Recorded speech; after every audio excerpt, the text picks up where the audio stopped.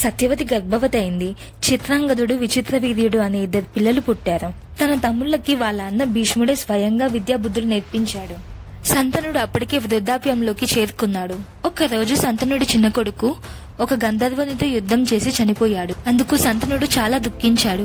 భీష్ముని పిలిచి, నీ తల్లిని, నీ తమ్ముడిని, సామ్రాజ్యాన్ని జాగ్రత్తగా చూసుకో అని తను చాలించాడు. విచిత్ర వీరునితో పాటు భీష్ముని కూడా సొంత కొడుకులాగా చూసుకోవడం మొదలుపెట్టింది. ఒకరోజు భీష్ముడు విచిత్ర వీర్యునికి రాజ్య పట్టాభిషేకం చేయించి మహారాజుని చేశాడు. ఇక రాజ్యంలో మిగిలిపోయిన చివరి వారసుడు విచిత్ర వీర్యుడు.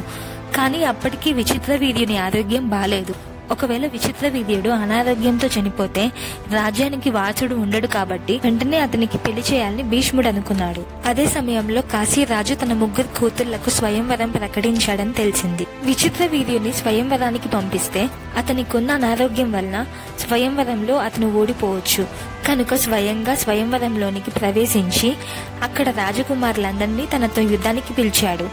అక్కడున్న రాజవీరులందరూ కలిసి ఒకేసారి భీష్మునితో యుద్ధం చేసినా భీష్ముని ముందు నిలవలేకపోయారు. కానీ ఒక్క సాల్వ దేశపు యువరాజు సాల్వుడు మాత్రం చివరిదాకా పోరాడుతూనే ఉన్నాడు. భీష్ముడు స్వయంవరంలో తాను గెలుచుకున్న 3 కన్యలు అంబ, అంబిక, అంబాలికలతో కలిసి హస్తినాపురం వైపు అలా వెళ్తుండగా అంబ భీష్మునితో తన మనసులోని మాట చెప్పింది.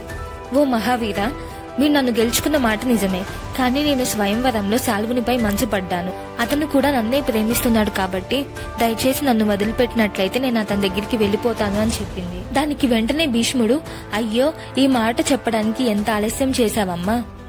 కనీసం స్వయంవరంలో చెప్పినా లేక మీ రాజ్యంలో చెప్పినా ఆ క్షణమే నిన్ను అక్కడ వదిలిపెట్టి వచ్చుండేవాడిని. ఒకడిని ప్రేమించిన నిన్ను నీ ఇష్టం లేకుండా వేరొకరికి ఇచ్చి పెళ్లి చేసేంత మూర్ఖుడిని కాదు. నువ్వు నిశ్చింతగా సాల్వుడిని వివాహం చేసుకోవచ్చు అని చెప్పి వెంటనే తన వద్దన